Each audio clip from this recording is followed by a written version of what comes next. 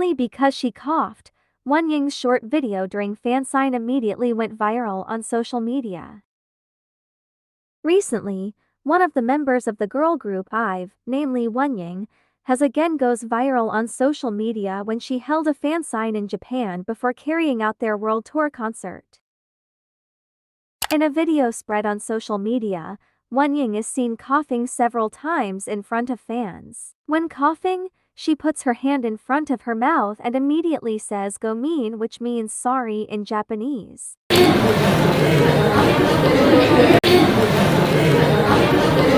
Seeing the moment Wonyoung coughed in front of the fans, they then said that the way Wonyoung coughed looked very elegant and graceful.